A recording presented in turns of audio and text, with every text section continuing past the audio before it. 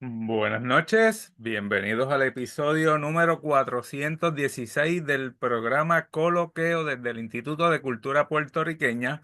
Hoy en otra conferencia coordinada por la Academia de la Historia de San Germán, tendremos al doctor Héctor R. Feliciano Ramos hablándonos sobre Eunice Evelyn White Harris, una estadounidense en el suroeste de Puerto Rico, 1906-1937. Este episodio es dedicado a la memoria del profesor Mario R. Cancel Sepúlveda. El doctor Feliciano Ramos es catedrático de número tanto de la Academia Puertorriqueña de la Historia como de la Academia de la Historia de San Germán. Fue profesor en varias universidades, maestro de escuela pública en un momento de su vida, investigador, autor, mentor. Con mucho orgullo tengo que indicar o puedo decir que fue uno de mis mentores y parte de mi desarrollo como historiador. Se lo debo a él. Pero nada, agradecemos la presencia de todo el público y agradecemos a la Academia de la Historia de San Germán por coordinar estas actividades que llevamos al menos un lunes al mes y al público por estar allí. Y sin más, pasemos con el doctor Héctor Feliciano Ramos. Saludos, Héctor, ¿cómo te encuentras? Saludos, muy bien, gracias al Señor.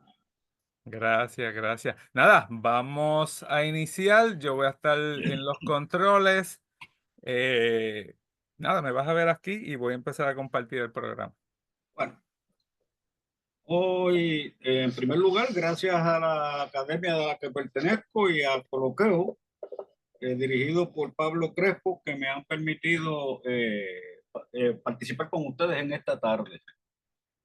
Vamos a hablar sobre Eunice White Harris, una estadounidense en Puerto Rico, 1906-1937. Esta es una persona muy poco conocida en Puerto Rico, pero sí en el suroeste, especialmente en el área de San Germán. Se me ha solicitado para el día de hoy que ofreciera una charla sobre White Harris, esta estadounidense que vivió en Puerto Rico entre 1906 y 1937. Tal encomienda es muy difícil de cumplir, pues de esta mujer hay muy poco escrito y la mayoría de ello la encontramos en el libro o memorias Riding and Roping, cuyo autor fue John Will Harris, el marido de Eunice.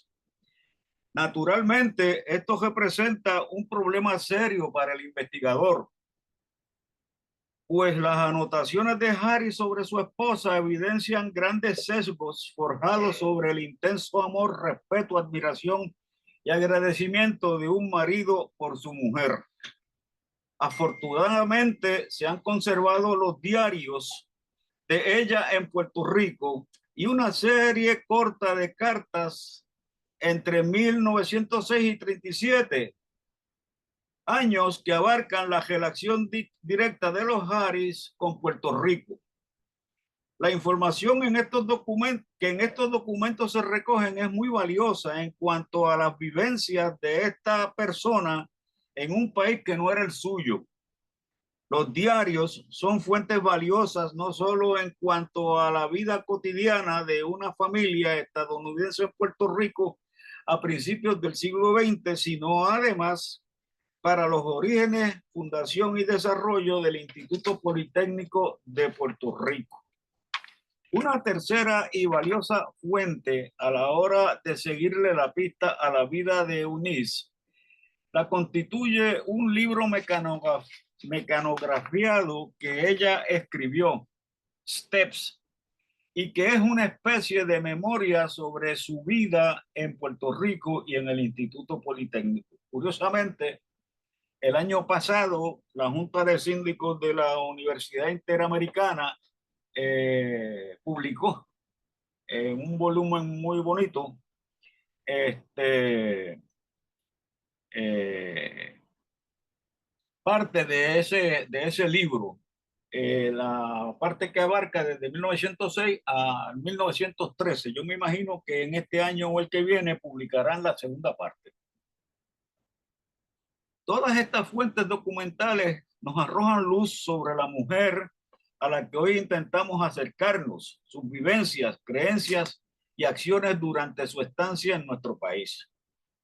Eunice White nació en Kansas el 11 de mayo de 1884, hija de misioneros evangélicos. Concluida su formación preuniversitaria, fue a estudiar a Emporia College, hoy la Emporia State University, en Kansas. Durante 2 veranos realizó trabajo misionero junto a sus padres en la reservación indígena de los Kickapoo, en Kansas. Durante una comida celebrada allá por el 1900, durante uno de esos veranos, bajo un enorme árbol, el joven estudiante John Will Harris, que también realizó trabajo misionero de verano en la misma reservación, se fijó y observó definitivamente a una joven que, según él, tenía ojos como diamantes y su sonrisa sincera mientras hablaba con sus amigos. Tenía una personalidad encantadora y agradable. Aquella joven no era otra que nuestra joven biografiada. Desde ese momento, el futuro misionero presbiteriano quedó cautivado por el resto de su vida por aquella diminuta mujer. Ella no pudo continuar sus estudios en Emporia por razones económicas. Entonces se trasladó a Park College en Missouri, donde Harris cursaba su 3er año. La amistad que se inició en Kansas creció en Park y germinó en 1901, cuando Will se le declaró y le propuso matrimonio en una notita escrita en papel. Después de ser un tanto evasiva durante algún tiempo, el día de Navidad de aquel año, ella le dio el sí tan esperado por el vaquero de Texas, porque él era un vaquero de Texas antes de estar estudiando en Missouri. Luego de concluir sus estudios en Park College, John Harris se fue a estudiar al Seminario Teológico de Princeton, y Eunice se fue a realizar trabajo misionero entre los nativos americanos en Tennessee y en el territorio indígena, como entonces se conocía, a Oklahoma. Cuando en 1905 él concluyó sus estudios teológicos y se ordenó como ministro de la iglesia presbiteriana, rápidamente se marchó a la reservación de los indios Kickapoo en Kansas, y el 17 de mayo de aquel año se casó con su amada novia. Fue así como ella se convirtió en Eunice W. Harris. Los asistentes de la ceremonia fueron un grupo de amigos íntimos y la población indígena del lugar. Ese verano, Harris fue asignado como misionero a Pond Creek, un pequeño pueblo en el sur de la frontera entre Kansas y Oklahoma. Aquel era un lugar de vaqueros que originalmente se encontraba en la ruta de las manadas de ganado que eran llevadas desde Texas a Abilene, en Kansas, lugar al que llegaba el tren que las llevaría a los mataderos principalmente de Chicago. Esa escena de ese tránsito de ese ganado se ha visto en muchísimas y muchísimas películas de Hollywood. Sí. Posteriormente, en 1888, el ferrocarril llegó al lugar, a Pond Creek, y en 1893 se le dio la clasificación de pueblo, época en la que se produjo la llamada Cherokee Stripland Run, que también se ha visto, famosa cajera que también se ha visto en innumerables escenas del cine de Hollywood, en la que participaron más de 100,000 personas en busca de tierra en aquella región.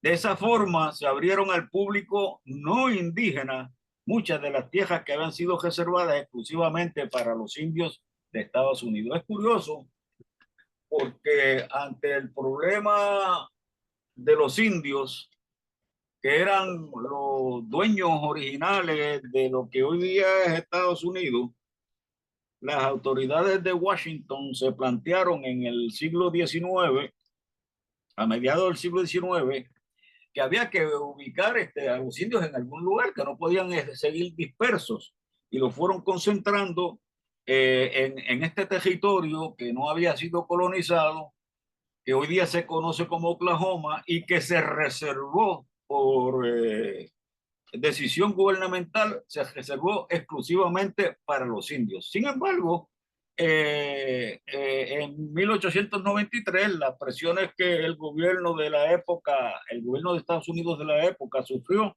permitieron que se abriera ese territorio también a la colonización de los no indígenas blancos, mayormente, y de esa manera se incumplió con la decisión que se había tomado anteriormente de reservar ese territorio para los indios. Y lo fueron arrinconando cada vez más hasta el día de hoy. Después los metieron en reservaciones. A partir, al partir hacia aquel pueblo, Pond Creek, Harris y su esposa entendían que en el mismo vivían unas 2.400 personas.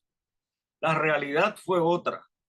Él contó cada uno de los habitantes y no pasaban de 600, 567 para ser preciso. Aunque la gente era amable, la iglesia presbiteriana y su rectoría o casa del ministro era la mejor de aquel lugar y sus feligreses los mejor dotados económicamente. A Will Harris no le satisfizo la situación. Es más, se sintió profundamente decepcionado. Resulta que con la que él dirigía en Pond Creek había 7 iglesias, cuando todo el trabajo pastoral existente apenas alcanzaba para una. Imagínense ustedes, le habían dicho que había más de 2.000 personas y cuando él llega allí se encuentra con una competencia de otras 6 denominaciones protestantes para menos de 700 personas, pues calculen ustedes cuánto cuántos feligreses le tocaba a cada uno, ¿no? Alrededor de 100. Sí. Y de esos 100, pues usted no puede, no puede garantizar que vayan todos a la iglesia, porque habrán algunos que nunca irán a la iglesia. Y más en un territorio inhóspito como aquel, salvaje, en donde cada cual anda por su lado, en donde las distancias entre unos y otros son considerables, salvo aquellos que viven en pequeños pueblos, pues era una situación un tanto frustrante para el hombre. A Will no le satisfizo la situación, es más, se sintió profundamente decepcionado. Resulta que con la que él dirigía había otras 6 denominaciones. Entonces, la frustración que él mismo sentía era compartida por los predicadores de las otras denominaciones. Por eso, al llegar allí, rápidamente se percató de que entre aquellos religiosos se producía un continuo forcejeo que no les dejaba realizar adecuadamente sus funciones pastorales y misioneras. Esa lucha producía una constante duplicidad de esfuerzos religiosos y una contienda interdenominacional que debió resultar contraproducente. Los esposas Harris se convencieron de que en Pond Creek no tenían espacio para crecer y mejorarse espiritualmente. Además, Will ansiaba vivir en un lugar difícil y desamparado desde el punto de vista misional en el que sintiera que a él se le necesitaba.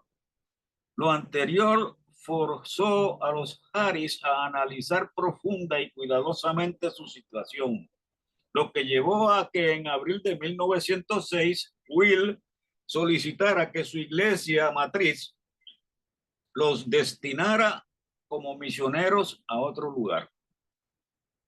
Durante todo este tiempo, desde la boda hasta el momento en que solicitan que se le traslade a otro sitio, la participación en la vida matrimonial de Eunice White no aparece por ningún sitio en la documentación que hemos consultado. Sugerimos que lo que ocurrió fue que ella asumió totalmente un papel pasivo el mismo que se esperaba de una mujer casada respecto a su marido en aquella lejana época. Sugerimos además que esto ocurrió gracias a una expresión de la propia señora Harris en una larga carta que le escribió a sus padres, documento que comenzó a redactar inmediatamente antes de que salieran de Nueva York hacia Puerto Rico y terminó el 2 de agosto cuando se encontraba ya en San Germán. En Nueva York, Eunice sostuvo a sus padres que tenemos prisa por arribar a este lugar, cito, ¿verdad? Puerto Rico, para ver cómo es. Suena como si al menos de mi parte hubiera falta de dedicación, pero muy rápidamente señala que Will tiene suficiente para ambos. Ese Will tiene suficiente para ambos es lo que me hace pensar a mí que ella asumió el papel de esposa sin mucho liderato durante su estancia en Ponte.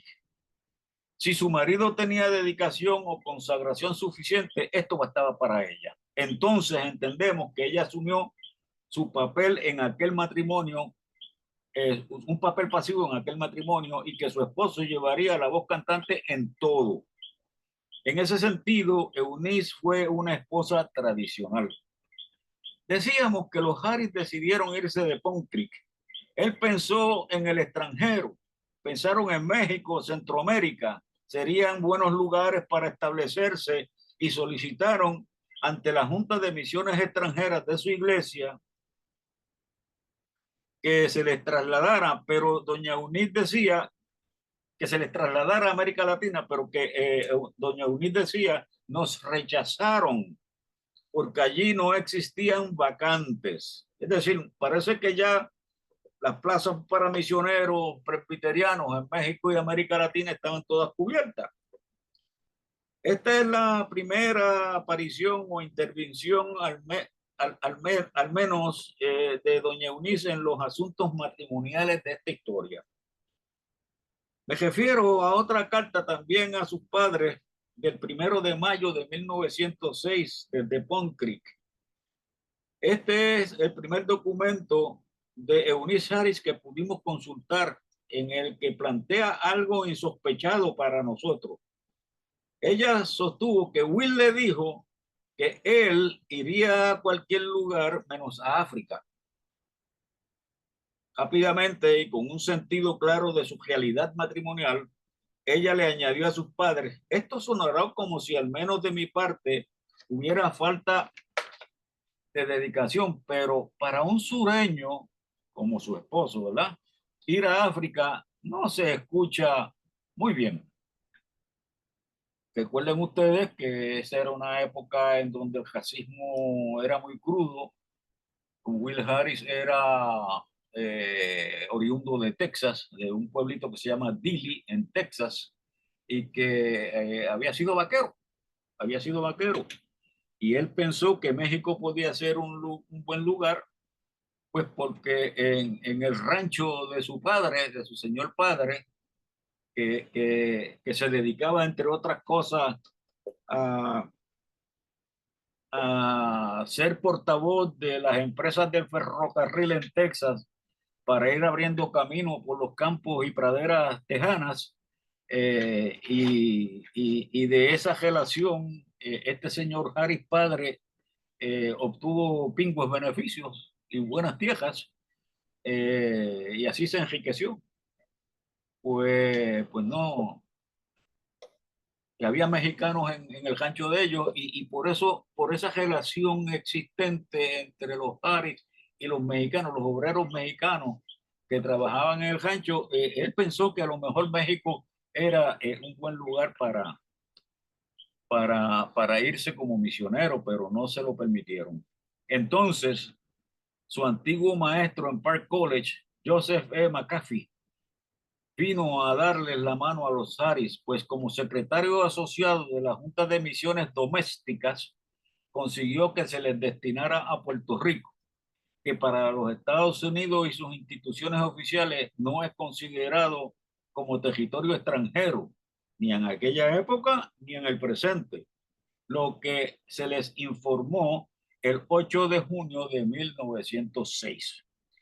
Se le asignó un sueldo anual de $1,200 y gastos de mudanza, y se le notificó el interés de la Junta de que salieran para Puerto Rico lo antes posible, no más tarde de mediados de julio de ese año. Oiga, $1,200 en el 1906 era un sueldo considerable. Si nosotros pensamos que el sueldo promedio en Puerto Rico en el 1940 era unos 40, 45, 42, $45, imagínense en el 1906, 7, ¿cuánto eran $100? ¿Eh? El doble de lo que se ganaba una persona, una familia, 40 años después. Entonces, aquí encontramos a Harris ya con un nuevo puesto, enfilando su caminar hacia Puerto Rico, lugar que ellos no conocían, ¿verdad? Pero esa fue la decisión de la Junta de Misiones Domésticas, eh, que entendió que Harris era apto para la misión en Puerto Rico por el conocimiento que supuestamente tenía del español. Ya veremos que no era tanto, ¿verdad? Recordamos que Will Harris se había criado en la región de Texas, en la que había bastantes trabajadores mexicanos, muchos de los cuales laboraban en el rancho de su padre. Así fue como él aprendió a hablar un poco de español mexicano. Robert Speer concluía su carta, el secretario de la Junta de Misiones, con una sentencia que el tiempo probaría que fue correcta. Nosotros creemos que allí se ha abierto para usted un campo amplio y útil, para la iglesia presbiteriana. Como se ha dicho, el conocimiento que los Harris tenían sobre Puerto Rico era muy limitado. Quizás solo el producido por las noticias llegadas como consecuencia de la guerra de 1898. Ello se traduce en la carta diario que Eunice escribió a sus padres y de la que ya hemos mencionado. En ese documento ella le informó a sus padres sobre su nuevo destino y le señala que nunca lo habían visto, pero inmediatamente confesarles que nosotros tenemos prisa por arribar a este lugar, Puerto Rico, para ver cómo es. Suena como si al menos de mi parte hubiera falta de dedicación. Will tiene suficiente para ambos. Esa última frase ella la repite constantemente a lo largo de su vida. Es que para gente en sus circunstancias era natural ese desconocimiento. Pero la experiencia de Oklahoma, en la que encontraron una situación distinta a la que antes le habían informado, y en donde la carencia de facilidades y el nivel de atraso era marcado, les hizo ser aprehensivos y precavidos cuando les informaron que iban a marcharse hacia Puerto Rico. En Nueva York compraron lo que ellos creían podían necesitar en Puerto Rico, incluso una cama que adquirieron con un dinero que la madre de Will les envió, y una caja completa de albaricoques. En Nueva York, el reverendo Harris se enteró que estaría a cargo de un distrito misional llamado San Germán, el que tenía 9 iglesias presbiterianas organizadas y 19 lugares de predicación. Algo distinto a Pond Creek, ¿no? También se le prometió que tendría una iglesia con rectoría para él. Ese mismo día partieron hacia Puerto Rico en el buque SS Filadelfia. El viaje no fue del todo plácido. Como Mrs. Harris, como luego se le conocería, estaba embarazada, pensó que los caballos broncos de Texas eran más cómodos que el barco en el que viajaban.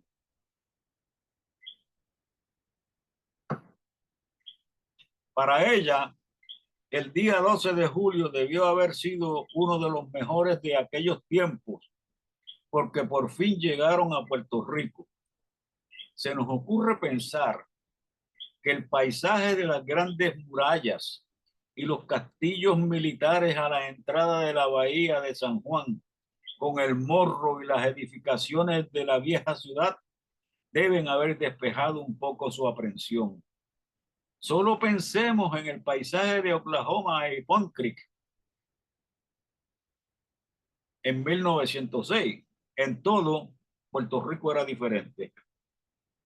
Eunice fue una mujer muy observadora y una de las primeras cosas que le impactó de Puerto Rico fue su exuberante vegetación.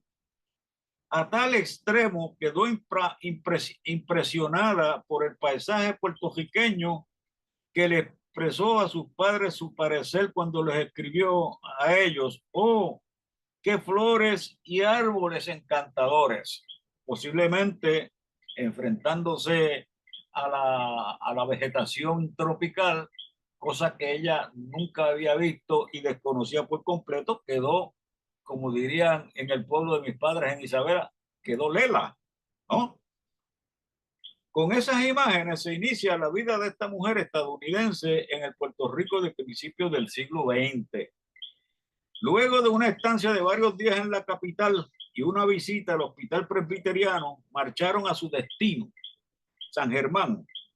Para ellos utilizaron el tren hasta Camuy, coches y caballos hasta Isabela y Aguadilla, donde se hospedaron en la casa del reverendo McAllister. Allí Eunice se quedó por varios días. Recuerdan que ella estaba embarazada. Pues Will se marchó hacia San Germán con el fin de hacer los arreglos para establecerse en aquella ciudad, lo que lograron el 2 de agosto. La ciudad de Las Lomas era una antigua población que, según Edwin Kewin y Francis Freiner, dos misioneros en Puerto Rico, era un lugar de comerciantes prósperos y agricultores retirados. Ese mismo día que llegó Harris a San Germán, Harris le compró un caballo a Juan Cancio Ortiz y con ellos se inició una productiva relación que le produjo a Harris no pocos beneficios. A Juan Cancio Ortiz hay que recordarlo, porque aparte de ser un rico terrateniente de Lajas, era un anciano de la iglesia presbiteriana de Lajas, que había establecido una escuela en 1907 en el barrio Palmarejo de ese municipio, que bautizó con el nombre de Instituto de Artes y Oficios de Lajas. Así que tenemos que recordar a Juan Cancio Ortiz, que siempre va a estar inmiscuido hasta 1917 con la vida de estos dos seres humanos que acaban de llegar a Puerto Rico. En San Germán, Eunice tuvo la oportunidad de participar muy activamente en las actividades de su marido, con la confección de un presupuesto familiar. Ella evidenció que era una buena administradora de las finanzas de la familia. En sus papeles encontramos una anotación de cómo ella distribuyó perdón, los $100 del primer sueldo que él recibió. Estableció que para alquiler se destinarían $25 y 10 para el diezmo. Para vivir y adquirir mobiliarios se reservó la cantidad de $40 y los 25 restantes se ahorrarían. Imagínense, $40 en el 1906 era lo mismo que recibió una familia de jíbaros en el 40.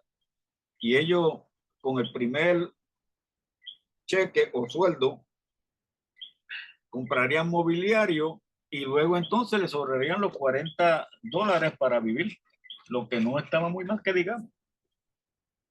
A pesar de las expectativas de la Junta de Misiones, Eunice aceptó cándidamente que cuando ellos llegaron a Puerto Rico ni siquiera hablamos español.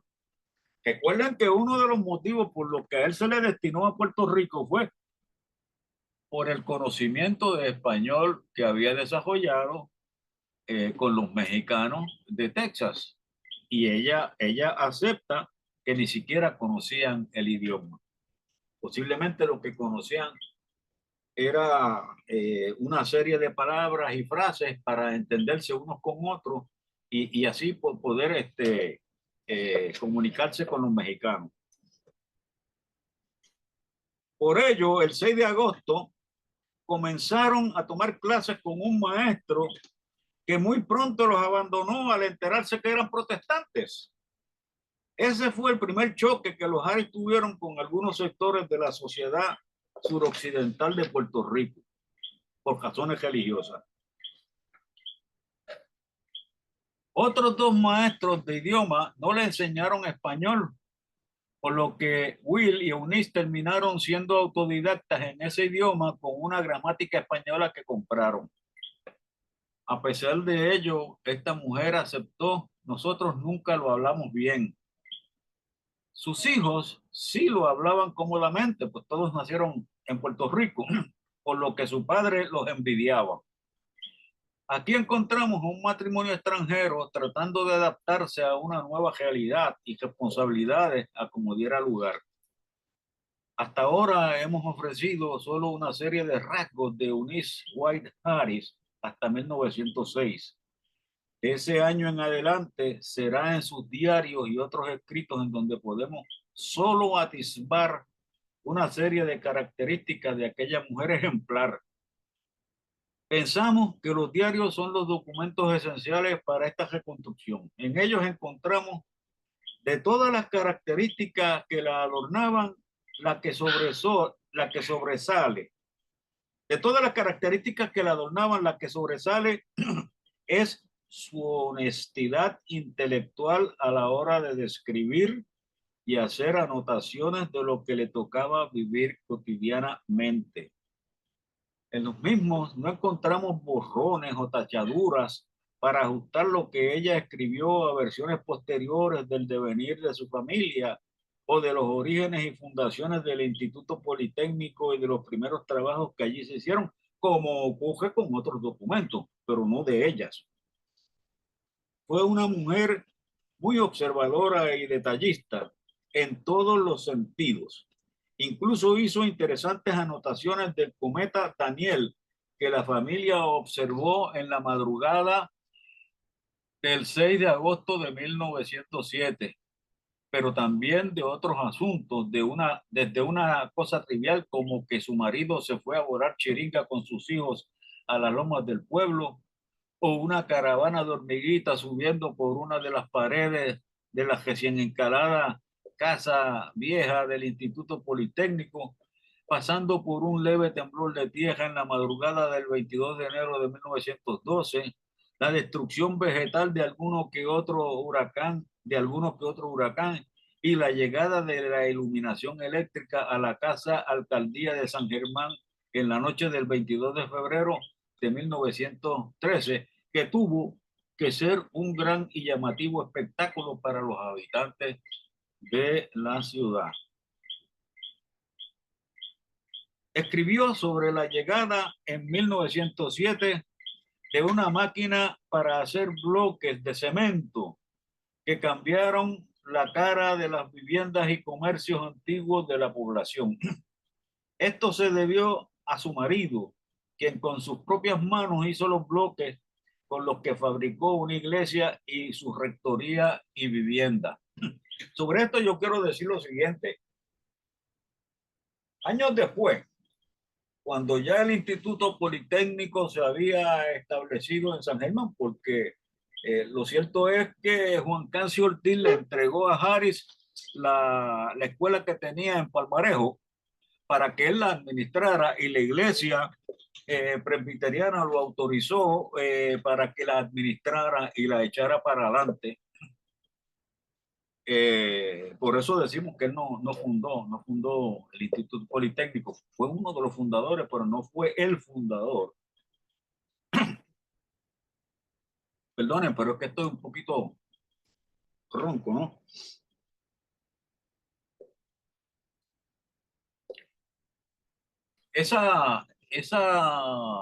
máquina, esa máquina de hacer bloques que llegó a través del puerto de Guánica en los barcos que entraban y salían a la central Guánica, que estaba administrada por un americano católico que vino a ser uno de los directores, miembros de la Junta de Directores del Instituto Politécnico cuando se trasladó a San Germán. Eh, yo me imagino que la llegada de esa máquina a San Germán tiene que haber sido también otro espectáculo, ¿verdad? Pues la cosa es que el propio Harris, que sabía de construcción junto con su hermano, porque como les dice, era vaquero y estaban acostumbrados a trabajar duro. Además, en Park College, en Missouri, los estudiantes tenían que trabajar, no como hoy día, ¿verdad? Allí las becas eran estudio y trabajo, pero era trabajo de verdad, no por dinero, sino por hospedaje y comida. Pues años más tarde, él tuvo que renunciar a su labor ministerial a la iglesia presbiteriana para dedicarse totalmente al Instituto Politécnico. Uno podrá pensar que pues, el hombre fue un tanto inocente, si se quiere, al abandonar un sueldo de $100 mensuales para no tener nada y dedicarse a tratar de levantar una escuela, pero esa era su vocación, eso fue lo que él quiso, ¿no? Recuerden que él quería estar en un sitio con mucha necesidad de trabajo misionero. Este, pues ya por el 1913, él había incurrido en deudas en el pueblo de San Germán, especialmente en los comercios de comida, porque allí le daban a crédito la comida que se usaba para alimentar a los muchachos y las muchachas del Instituto Politécnico. Y la cosa estaba mala, la cosa estaba malita, malita. Y llegó un momento en que él tampoco podía pagar, porque él no tenía ingresos de ninguna clase, más que lo que anteriormente le había dado la iglesia presbiteriana, que ya no se lo estaba dando. Entonces, para saldar la deuda que tenía con uno de los comerciantes, con el que más deuda tenía, le entregó la máquina de hacer bloques. ¿Eh? Y curiosamente, ese señor comerciante estableció una fábrica de bloques con lo que se construyeron muchas de las casas que están hoy día en la calle Luna y en la calle Manzanares, que va paralela a la Luna, por detrás de lo que es el, el Hotel Oasis, ¿verdad? Y algunas de las casas que están en los alrededores de la Plaza de Recreo Francisco Mariano Quiñones. Así que fue como consecuencia de esa acción de Harris, que llevó unas máquinas para beneficio misionero, las pudo usar en San Germán, pero de ahí en fuera él no las pudo usar, pero sí el comerciante que las adquirió como consecuencia de las deudas que Harris tenía por la compra de los alimentos para los muchachos.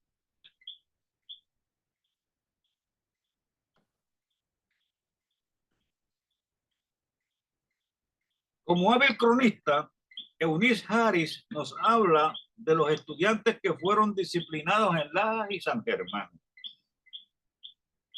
por su esposo o alguno que otro miembro de la pequeña comunidad educativa que fueron formando en la década de 1910.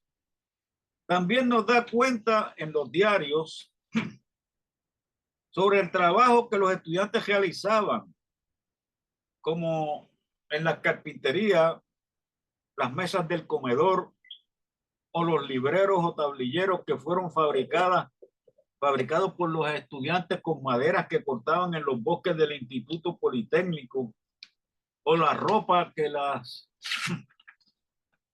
muchachas se cosían. También habló del baloncesto y el béisbol, que quedaron inmortalizados en los papeles de ella a través de las anotaciones sobre los equipos de varones y mujeres que los estudiantes del Poli formaron para competir entre sí o con equipos de los pueblos vecinos. Ella nos cuenta además cómo a fines de la década del 10 o principios de la del 20 en el Poli se hacían representaciones de obras clásicas inglesas como el Mercader de Venecia y otras de William Shakespeare. Según ella, en aquella escuela se daba margen para que los estudiantes desarrollaran el pensamiento crítico, no solo de las clases que debían de tomar, sino además a través de ejercicios de trabajo que se presentarían en paneles y debates sobre temas contemporáneos. O sea, que se estimulaba el pensamiento crítico. Yo quiero decir, y Pablo debe de recordar esto, que la oficina que yo tenía como profesor en la Inter de San Germán, yo tenía un tablillero. Y todavía en el recinto hay un montón de muebles que fueron construidos en aquella época. Y yo recuerdo que yo tenía un tablillero en caoba y las tablas de caoba eran de 1 pulgada exacta. No como hoy que tú compras una tabla de 1 pulgada y en realidad no es de 1 pulgada, sino de 3 cuartos. Y entonces el trabajo que esos muchachos hicieron era tan delicado y fino. Hoy día tú no consigues un ebanista que te haga un trabajo como eso. ¿Ah? Y era no solamente el gusto por hacer una cosa que ellos veían con sus ojos y hacían con sus manos, sino el gusto por hacerlo bien hecho, que eso también se ha ido perdiendo en Puerto Rico. A veces uno mira un edificio nuevo que ha costado millones de dólares y mira el empañete de una pared y eso parece las lomas de Santa Marta, de tantos chichones y hoyos que uno encuentra por ahí. Ya eso, esa dedicación por hacer las cosas bien hechas, ¿no? Como que no, como que se nos ha ido perdiendo, se nos ha ido olvidando. La política partidista también está presente en estos escritos de la señora Harris, tema sobre el que ella nos dejó referencias de interés. El 17 de agosto de 1911, ella escribió en su diario lo siguiente: los dos partidos políticos se han unido abiertamente contra los americanos. Puerto Rico desea el gobierno propio. Excúsenme cuando ellos lo logren. Quizás ella estaba influenciada por algo que ocurrió meses antes, en noviembre de 1910. El 7 de ese mes, doña Eunice nos cuenta en su diario que en la iglesia dirigida por su marido se celebró una misa para las mujeres de la comunidad. ¿Qué ocurrió? Que en un lado de la iglesia se sentaron las unionistas y en el otro lado se sentaron las republicanas. Lo que les extrañó a ellos, cada una rezando por la victoria de su propio partido. Cualquier semejanza con el presente no es pura casualidad. Al margen, desde esa época estamos en ese dilema. Al margen de estas anotaciones anecdóticas, Eunice Harris se evidenció tener una capacidad de diagnosticar una de las características más visibles del pueblo, el carácter político de los puertorriqueños, y así lo evaluó ella. Y cito: la política es la vida y aliento para los muchachos jóvenes en el instituto.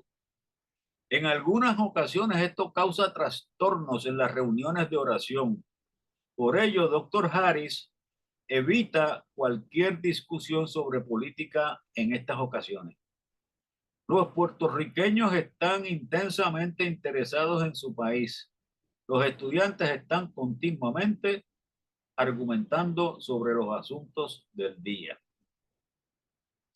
A pesar de las prohibiciones y esfuerzos de Harris y demás miembros de la familia y la facultad, siempre había algún estudiante que se salía con la suya.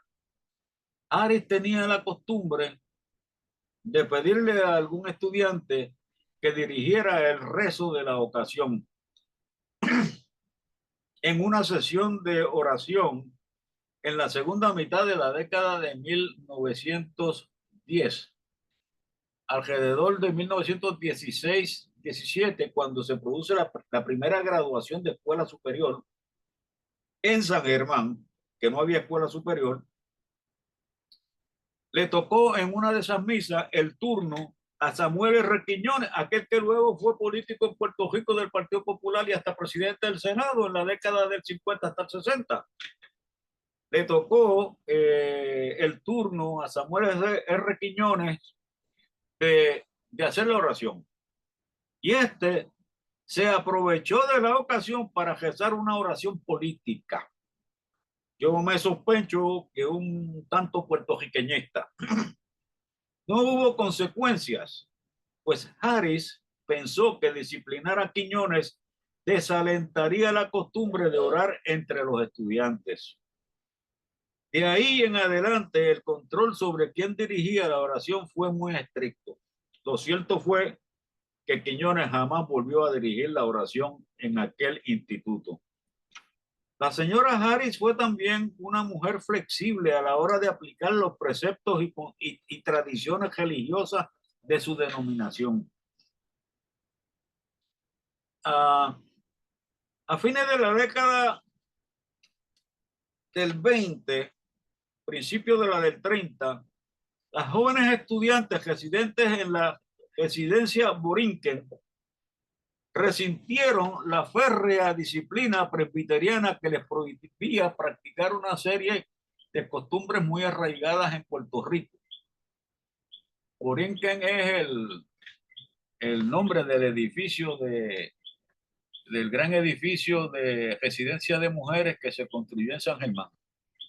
El segundo, porque primero eran las casas, la casa en donde ellos vivían. Fueron donde Mother Harris, como ellas le decían a la señora Harris, y le plantearon que se les permitiera bailar. Ellas argumentaron que, y cito, hemos bailado toda nuestra vida y a nuestros padres les gusta y ellos bailan también. Lo propio de cualquier protestante de la época debió ser promover la prohibición de los bailes a rajatabla. Sin embargo, la señora Harris se preguntaba, y así lo dejó escrito, ¿qué puedo hacer yo? La iglesia protestante en Puerto Rico se opone decisivamente al baile. ¿Cómo se puede permitir a las estudiantes una hora social de media hora en la sala de Borinquen, donde ellas pueden bailar, chaperoneadas propiamente? Lo cierto es que a principios de 1930 se aprobaron una serie de nuevos reglamentos para diferentes actividades. Comparadas con los anteriores, las nuevas disposiciones eran muy liberales, pues se instituyeron normas para la socialización entre los estudiantes de ambos sexos. Sospechamos que la mano flexible y hasta cierto punto tolerante de la señora Harris, que además de ser esposa de Will, era maestra de la institución y decana de mujeres, de alguna manera intervino para flexibilizar varias de las normas estudiantiles. Una consecuencia de aquellas medidas fue que las chicas y los chicos socializaban en el edificio Borinquen, residencia de mujeres, y al frente del mismo. Para llegar al mismo, había un camino, hoy una calle asfaltada, que tiene una pequeña curva antes de llegar al edificio. Y la socialización terminaba en la curva. De la curva para adelante no se podía socializar porque al coger la curva pues se perdía de la vista lo que estaban haciendo allí. Por eso a la curva terminó de dársele el nombre por los estudiantes de la curva de los suspiros. Ella también nos narra que durante los 25 años que estuvieron a cargo del Instituto Politécnico, las oraciones mañaneras se convirtieron en una tradición muy fuerte. Y cito, en las mismas no había católicos o protestantes, todos ellos eran niños del maestro, esforzándose por ser como él. pues Jesús escogió las mañanas para sus devociones. Así que ellos estaban tratando de imitar a Jesús. Eh, la imitación de Jesús es un tema recurrente en el mundo cristiano y de hecho a fines de la Edad Media hubo un libro muy famoso que se llama así, La imitación de Jesús, en el siglo, a fines del siglo XV, principio del XVI. En San Germán las primeras horas de la mañana eran y son frescas y propiciaban la oración, la lectura de la Biblia y el canto de los himnos que retumbaban entre las colinas. Estas actividades se producían por unos breves momentos al día, todos los días. Pero las mismas, particularmente los himnos, se iban ondulando y entretejiendo en el carácter de los estudiantes. Esto último se evidenció porque, según ella, los niños silbaban los himnos cuando van al trabajo y las niñas los cantan alrededor del fregadero. Así se iba cambiando y moldeando en los jóvenes un carácter nuevo que se asemejara, que se alejara de lo establecido durante el largo régimen español. Los escritos recuerden que en esa época y hasta 1965, con las reformas del Concilio Vaticano II, convocado por, el, por el Papa Juan XXIII, las misas en el mundo entero eran en latín, no eran en idiomas vernáculos. Y fue del 65 en adelante que se vino a establecer eh, el idioma vernáculo para las misas. Yo que estudié parte de mi vida en un colegio católico en Río Piedra, siempre recuerdo las misas en latín, pero nosotros en ese colegio no teníamos que estudiar latín. Y la verdad que a veces nos preguntábamos qué rayo era lo que estaba diciendo el cura, pero a pesar de eso lo rezábamos, ¿sabes? Como el papagayo.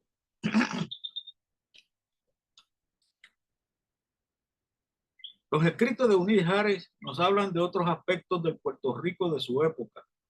Así nos enteramos de que en 1918 en Ponce se podían comprar malteadas frías, aunque no eran de la mejor calidad desde el punto de vista del gusto estadounidense. Los baños de Cuamo estaban abiertos al público y la habitación del hotel que allí había costaba $5 la noche. En Cagua, los Harris degustaron cervezas muy heladas. Sin embargo, cerveza, ¿sabes? Cerveza no ron, sino cerveza. Lo que no estaba prohibido en aquella época para estos protestantes. Sin embargo, a ella no le sentó bien haber roto la temperancia. En aquellos años, que eran tiempos de guerra, Clarence Harris, hermanos de Will y decano de varones, y una serie de jóvenes estudiantes del Poli estuvieron entrenando en el campo militar Las Casas, en el hoy barrio obrero de Santurce, donde está el actual caserío o residencial Las Casas. Ahí mismo estaba el campamento Las Casas, Bartolomé de Las Casas. En esa época el Morro estaba cerrado al público por razones de seguridad. Sobre los aperitivos y las cositas que se podían tomar y comer en el Puerto Rico, que a ellos les llamó la atención, vale la pena señalar, y porque yo lo acabo de recordar, que los estudiantes también se traían las uñas, como en todas las épocas, ¿verdad? Los estudiantes siempre se les escapan por debajo del cabo el diablo.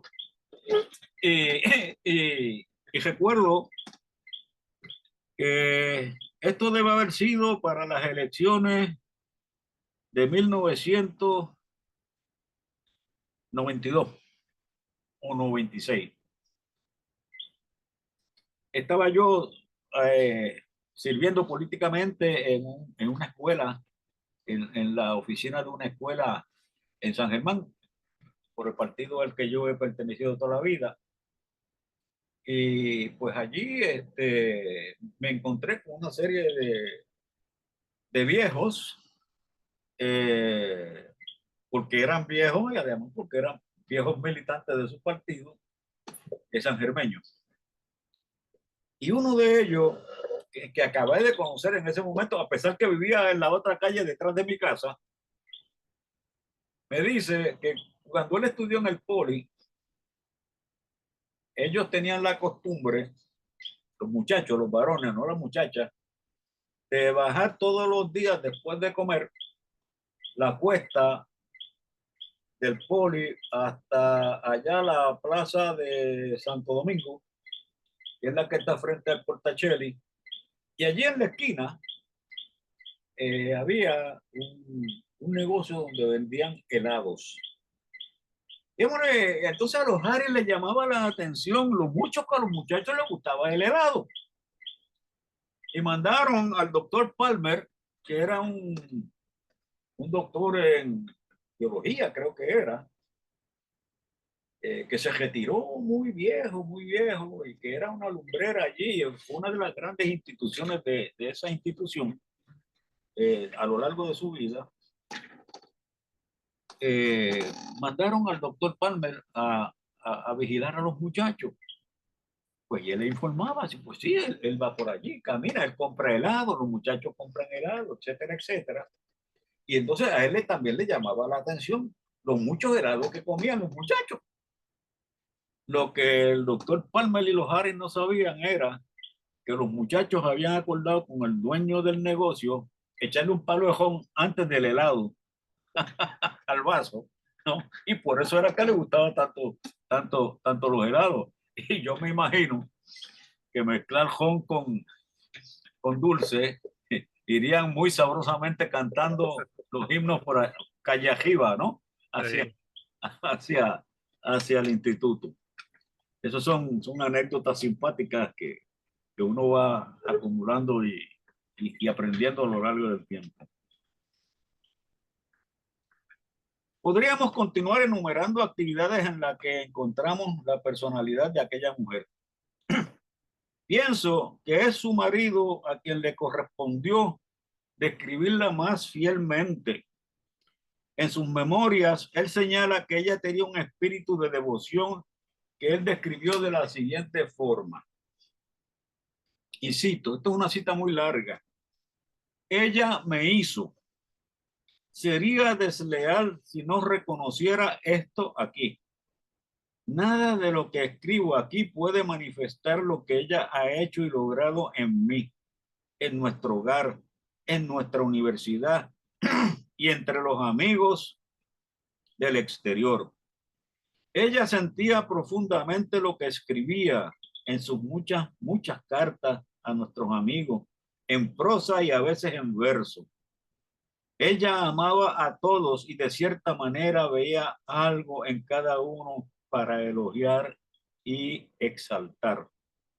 Su capacidad de organizar su trabajo detalladamente y completarlo cabalmente era un don verdadero. Sabía exactamente cuál era la reacción de cada muchacha a la vida religiosa.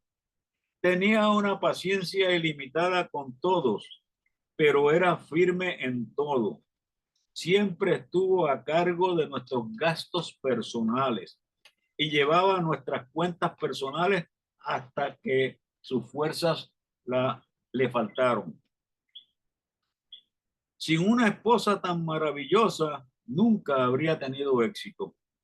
El Instituto Politécnico no habría sobrevivido hasta su madurez si Eunice White no hubiese tenido su alma y su cuerpo conmigo para darle nacimiento y nutrirlo a través de sus años de adolescencia hasta 1937. Ella era pequeña de cuerpo, pero estaba en su cabal juicio, reforzado por el poder del Espíritu Santo, que le permitió hacer su trabajo y llevar las cargas de la vida sin desmoronarse. Quisiera que todo marido tuviera una esposa con semejante capacidad y buena voluntad cristiana para ir a donde quiera y para aceptar los desafíos de la vida con su marido. En su último día, en una reflexión mental de los días politécnicos, me dijo: puse mi rostro como un pedernal maravilloso. Cierro la cita. Casi concluyendo, queremos señalar que es frecuente que el historiador se tope con situaciones muy tiernas que nos permiten calibrar el carácter eh, y los sentimientos de la gente involucrada. En este caso, el carácter y sentimiento de Eunice White Harris, pero también de su marido. El 11 de mayo de 1951, cuando ya ella estaba muy viejita y en los últimos momentos de su vida, Will Harris le escribió a su esposa, quien aparentemente se encontraba fuera de su hogar, y le expresó: querida Eunice, han pasado 51 años de creciente alegría y satisfacción en la realización de nuestros sueños e ideales, de un hogar cristiano, con niños maravillosos y ahora con nietos, de un profundo y retador amor, juntos haciendo lo que el Maestro nos dijo que hiciéramos. Qué vida la que ha crecido en amplitud y profundidad desde el primer día que nos reunimos en la reservación de los Iowa y de los Sioux en la comida bajo aquel gran árbol. Nunca buscamos riquezas o una tarea fácil, ni un bienestar material, solo una visión para ver y un oído para oír, y fuerzas para hacer lo que Dios nos dice que hagamos. La vida es más rica, más completa, más gratificante de lo que jamás soñé que pudiera ser. Te doy las gracias por ello y te deseo feliz cumpleaños y un regreso rápido a esta hermosa pero solitaria casa en Sep Hill, nuestro hogar. Te amo más y más, John W. Harris. Después de esas palabras, solo podemos añadir que Eunice Harris fue una mujer completa en el más amplio sentido de la palabra. Adoptó a Puerto Rico como si fuera su propio país. Y al salir de San Juan en 1937, ella se expresó así y lo dejó escrito. Cito: la nave zarpó a las 4 de la tarde. Las orillas se pusieron borrosas mientras me mantenía parada en la popa. Los picos de las montañas comenzaron a desaparecer. Al agitar de mi mano en el último adiós a la isla del encanto, brotó en mi corazón la oración: Dios, bendice a esta pequeña tierra y que venga tu reino y se haga tu voluntad en este y todos los otros campos de misiones, como en tu cielo de ley, orden, paz y amor. Eunice White Harris va todo el crédito de esa vida en Puerto Rico. Muchas gracias. Oh, excelente, Héctor, magistral. Yo estoy consciente, ¿verdad? De los que han visto el programa, que son del área oeste, conocen un poquito mejor a Eunice White Harris. Quizás sea un personaje desconocido para mucha de nuestra audiencia aquí en el área metro. Yo espero equivocarme, ¿verdad? Pero ha sido súper interesante. Tengo varias preguntas y de hecho quiero comentar antes de pasar a las preguntas, voy nuevamente, estuvimos presentando unas imágenes. Déjenme, esta fue una que me imagino que esa es la firma de ella, ¿no? Sí, sí, sí, esa es la firma de ella. ¿De qué año es esta foto, esta imagen de ella, no? Perdóname. ¿De qué No año sé, es esta? mira, no sé por qué. Eso está en el libro que acaba de publicar la Universidad Interamericana y no le pusieron la fecha de De la la, imagen. de la foto. Ok, está bien. Y tenemos otra de ella. que esta, entiendo que Esa es mucho más joven, esa debe de ser como desde la década del 20 por ahí, o ok. del 30 sí. Entonces la otra que tenemos es el matrimonio Ah, esas ya están viejitos en Texas. en Texas, sí, porque se retiraron y regresaron a Texas. Sí, sí, Sí, y tenemos la de los niños. Ellos tuvieron 4 hijos, sí. que son estos 4 que están Eso aquí, es en las escaleras allí en el poli. en las Esa escaleras. fotografía es en color, ahí la tiraron en blanco y negro, ¿ah? Ah, ok, ok, muy bien, muy bien. Nada, Sí, las voy a... porque John Harris era si él hubiera vivido hoy día, yo creo que hubiera sido publicista. Ese tipo era un publicista de primer orden. Allí en San Germán, en el museo, todavía está un proyector que era como una especie de cañón, Sí, en donde le ponían las diapositivas en cristal y él las proyectaba. Pero entonces él se llevaba eso para Estados Unidos cuando iba a recoger dinero sí, para su misión en Puerto Rico. Y entonces proyectaba esa fotografía, que muchas de ellas se las coloreaban en Nueva York. ¿Ok? ok, Eran en blanco y negro y se las coloreaban en Nueva York a pincel. Y tenía una labia aparentemente extraordinaria, ¿no? Y así sí. recogió mucho dinero y así logró ir poco a poco echando el viejo Instituto de Palmarejo trasladado a San Germán y entonces Instituto Politécnico, a echarlo para adelante poco a poco. Mira, voy a empezar con la última pregunta, ya que presentamos la imagen o la fotografía donde están los hijos. ¿Qué ocurrió con ellos? Regresaron Bueno, con los hijos del matrimonio no, Harry. cuando los hijos se fueron, todos se fueron a Estados Unidos y el único que mantenía un contacto con Puerto Rico fue, ay Dios, Donald, que fue el mayor, y lo mantuvo porque él era síndico de la universidad hasta que murió. ¿Eh? Ok, Pero también una nieta la intentaron meter en la Junta de Síndicos, pero parece que ellos no tenían interés porque en realidad ellos eran americanos. ¿Eh?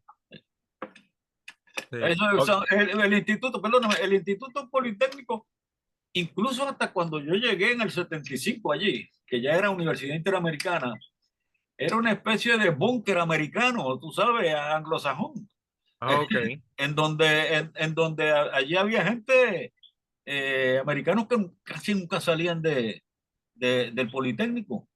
ok.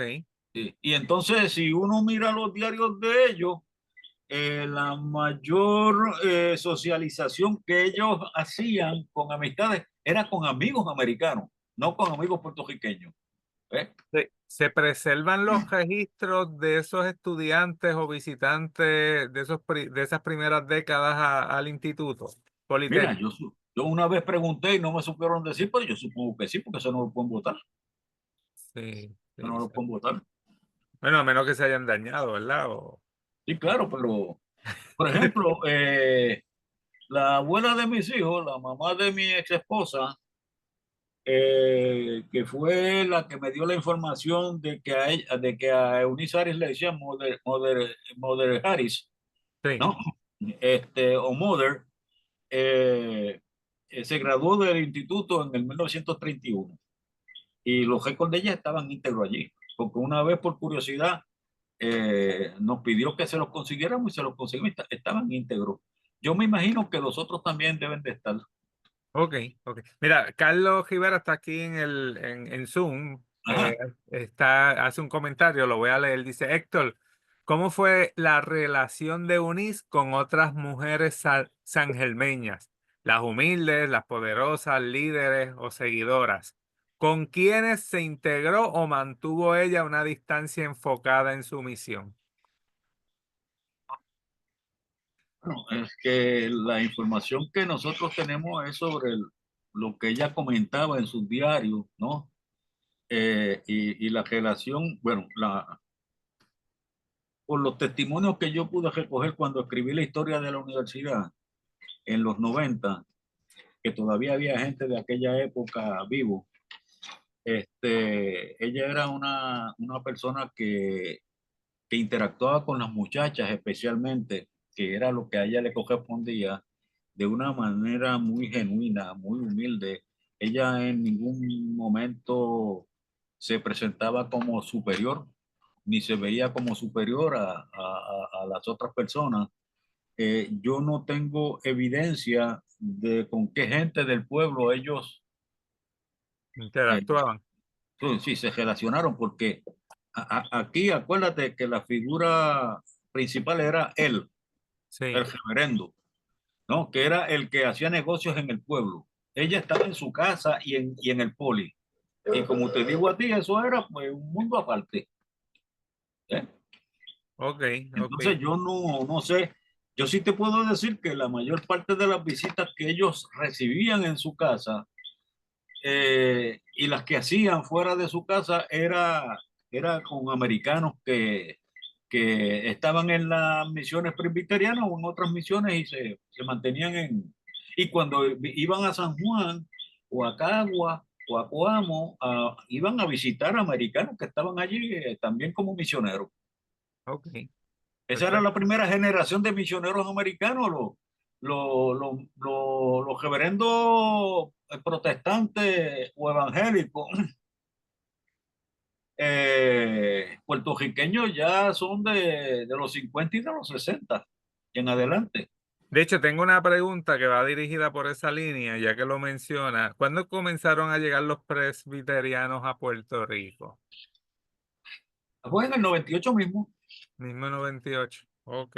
Hay un,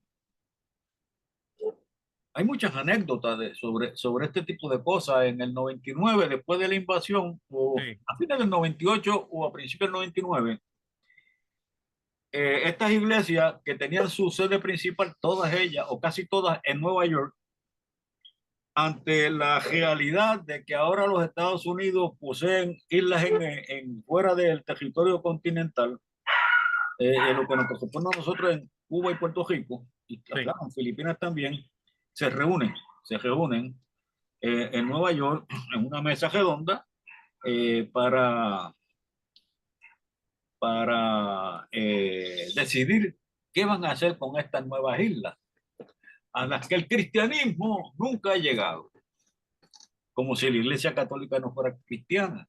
Sí. Todavía entre los estudiantes y entre muchos protestantes uno oye expresiones como esa, ¿verdad? O muy parecidas. Y la historia es que en realidad ellos no sabían porque la invasión a Puerto Rico les cogió desprevenido porque tampoco existía un plan para quedarse por parte de las iglesias con Puerto Rico, pero por parte del gobierno sí, desde hacía mucho tiempo. Y los cogió desprevenidos. Entonces, una vez que llegan los invasores militares, luego vienen los invasores económicos, los financieros, y también tienen que llegar los ejércitos evangélicos, ¿verdad? Sí. Entonces se reúnen, ¿y ahora qué hacemos? Como no sabían qué hacer, pusieron un mapa de Puerto Rico en una mesa, todos se arrodillaron con las manos encima de la mesa a orar y a pedirle a Dios que los iluminara, que era lo mismo que había hecho el presidente, ¿no? Pedirle a Dios que lo iluminara para saber qué hacer con aquellas nuevas posesiones. Y el presidente narró y escribió que él se pasaba las noches deambulando por la Casa Blanca pensando qué hacer con esas islas, hasta que una noche se arrodilló en un pasillo de la Casa Blanca y se imploró al Señor que le dijera qué hacer con aquellas islas. Y Dios le fue muy claro.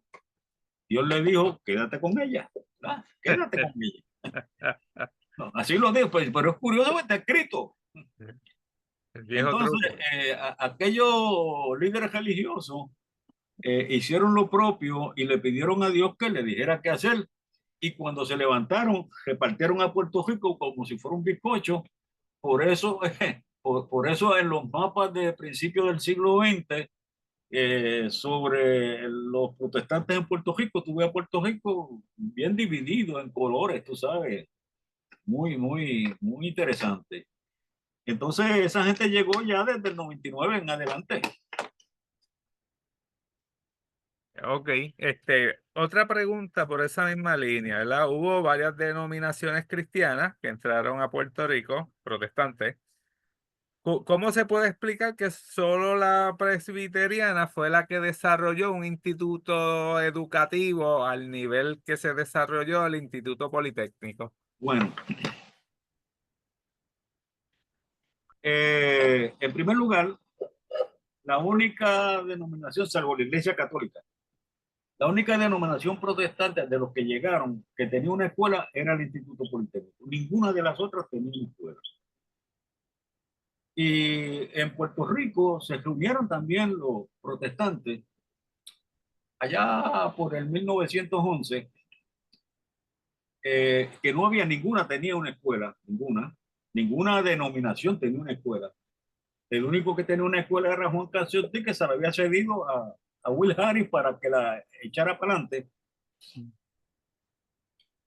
Y entonces ellos entendían que la influencia de la Iglesia Católica era tan fuerte, pues, después de más de 300 años de colonia española, que ellos tenían que empezar a educar jóvenes para que fueran los futuros ministros, ministros del Señor. Y Harris, que en ese momento, 1911, el mismo año, él cogió el Instituto de Palvarejo en septiembre de 1910 y estamos celebrando esta reunión a principios del 11. Harris entonces plantea la necesidad de que se haga una escuela entre todos. Pero da la casualidad que por esa misma época, años más tarde, se hizo en Panamá un cónclave de protestantes y evangélicos de todo el continente latinoamericano y se plantean el mismo problema, no tenemos ministros nativos. Y entonces Harris, que asistió a ese cónclave en Panamá, pone a su disposición al Instituto Politécnico que él tenía y cuando él regresó de Panamá, logró que la legislatura le aprobara una ley convirtiendo al instituto en universidad. ¿Ok? Ok. Entonces, el Instituto Politécnico en 1911, en manos de John Will Harris, fue el producto, esa es mi posición, aunque otra Sí. gente no la comparte, de un esfuerzo interdenominacional. No fue de los presbiterianos, porque incluso en la junta de directores había un católico, pero también había miembros de ese directorio que eran líderes de sus distintas iglesias, que no era solamente la presbiteriana.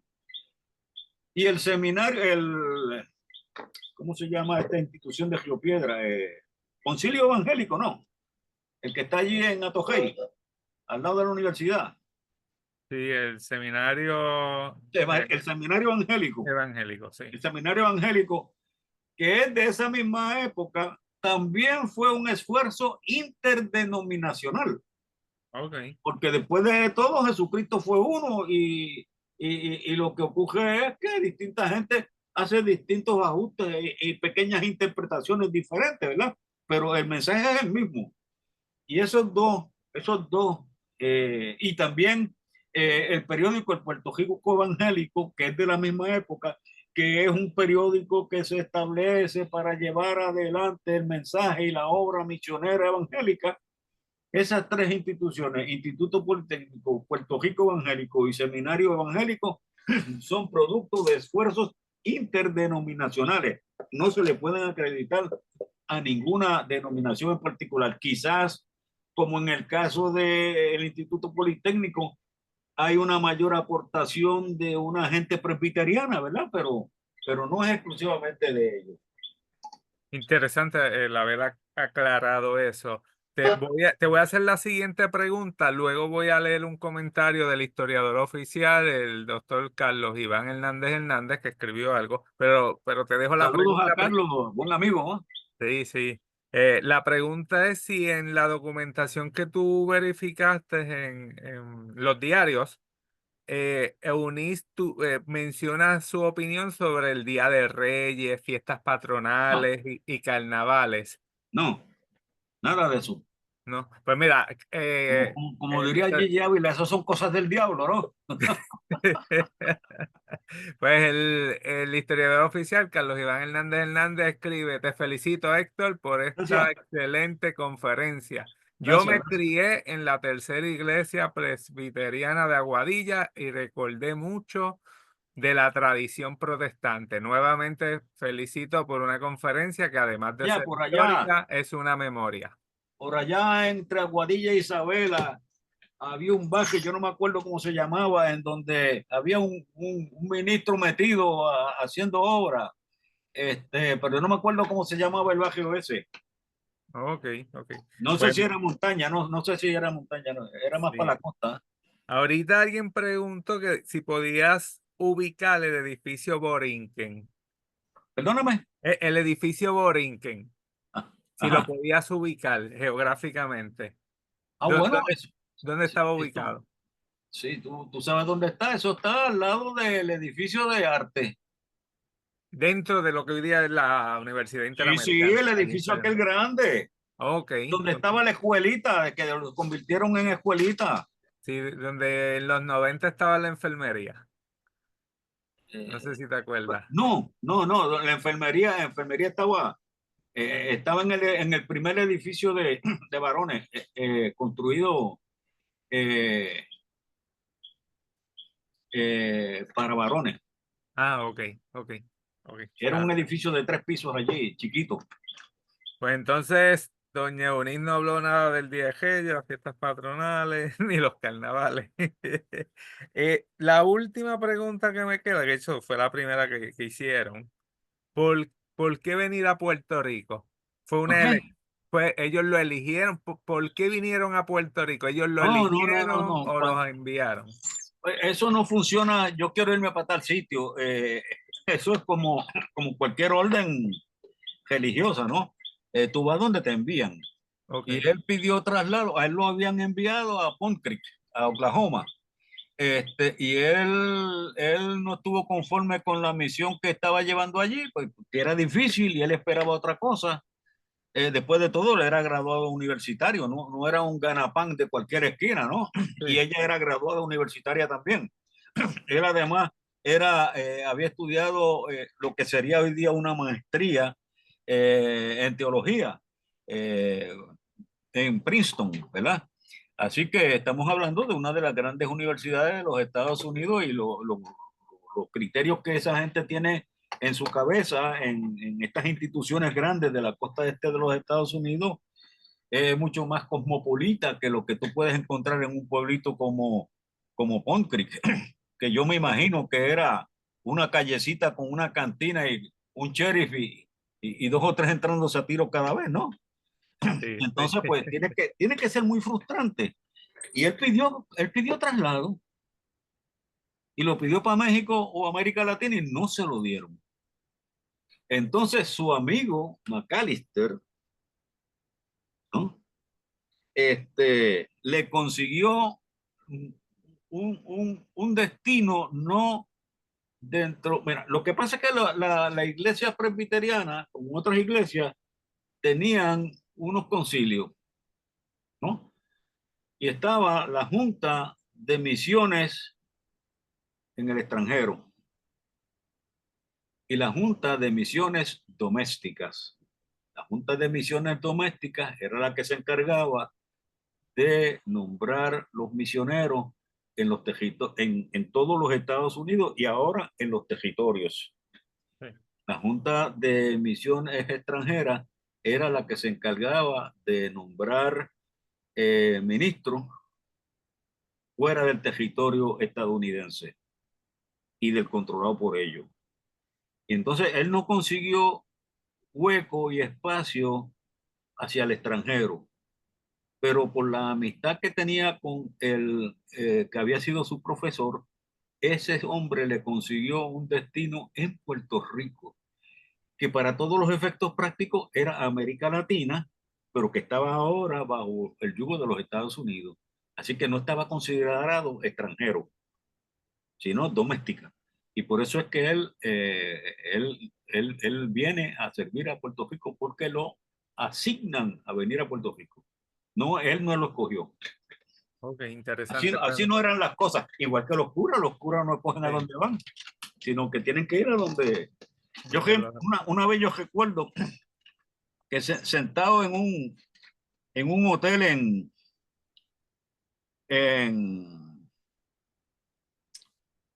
en Guyana, estábamos hablando un grupo de historiadores, porque allí se celebraba la reunión de historiadores del Caribe, y estaba Fernando Picó y unos cuantos más de aquí y de otros sitios, y yo no sé por qué salimos hablando de religión y qué sé yo ni qué, y yo le digo, están hablando de las misiones en Sudamérica, y yo le digo a Fernando, yo me imagino que tú no irías a,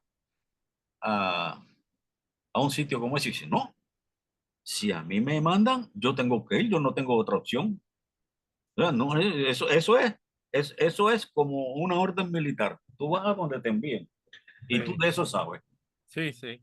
Pues nada, Héctor, te agradezco tu tiempo, espacio, agradecemos a nuestro público, a la Academia de la Historia de San Gracias, Germán gracias. Igualmente a ustedes. por todas estas coordinaciones y nada, que estén pendientes a las redes y que por ahí seguimos con diversa programación, conferencias, historias, presentaciones de libros con la con la Academia de la Historia de San Germán. El próximo lunes tenemos otra conferencia.